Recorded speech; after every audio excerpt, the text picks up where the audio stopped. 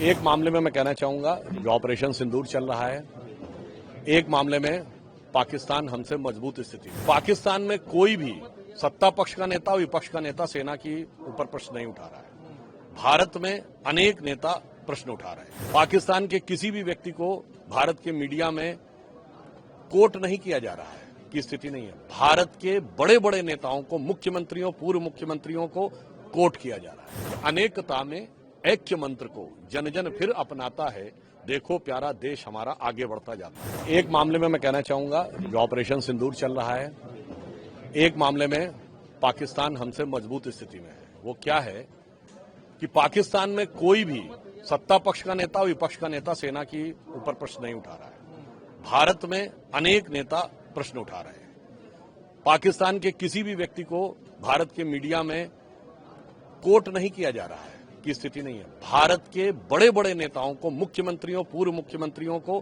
Coat किया जा रहा है। पाकिस्तान के किसी नेता का ऐसा कोई वक्तव्य नहीं है जिसे हम अपने डोजियर में पाकिस्तान के विरुद्ध यूज कर सकें। मगर भारत के बड़े प्रमुख नेता का स्टेटमेंट पाकिस्तान हमारे विरुद्ध डोजियर में यूज होता है, ये कुछ कुछ वैसा ही जिससे जनरल बिपिन रावत ने 2.5 फ्रंट की लड़ाई कहा था, 2.5 फ्रंट की लड़ाई। तो मुझे लगता है देश को सब तरफ से चौकन्ना होने की जरूरत है। आज का जो समय है, मेरा मानना है दलगत राजनीति से ऊपर होकर सबको साथ में खड़े होकर आगे चलना चाहिए।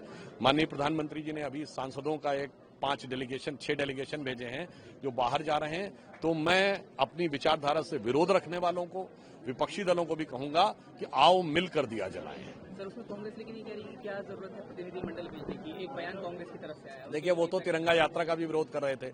जिन्हें हमास और हिजबुल्लाह के लिए निकलने वाली यात्राओं में सत्य और सहानुभूति दिखती थी, उन्हें भारत की सेना के शौर्य के लिए निकलने वाली तिरंगा यात्रा में राजनीति दिखती है। मुझे लगता है इस नजरिए की जरूरत है। और जहां तक ये बात है, प्रधानमंत्री जी ने उदारता दिखाई है। कांग्रेस के नेता शशि थरूर जी एक डेलीगेशन के लीडर हैं।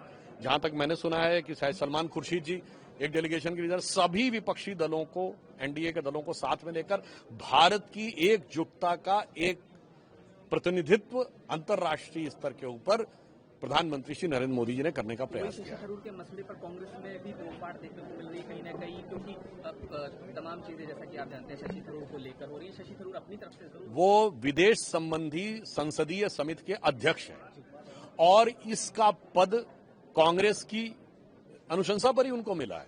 समझ में नहीं आता है कि वो अपने ही विदेश संबंधी समिति के अध्यक्ष। इसका मतलब कांग्रेस में अविश्वास और राजनीति इतना अधिक है कि वो भारत की सरकार, भारत की सेना के साथ साथ अपनी पार्टी के लोगों पर भी अविश्वास से ग्रस्त हैं।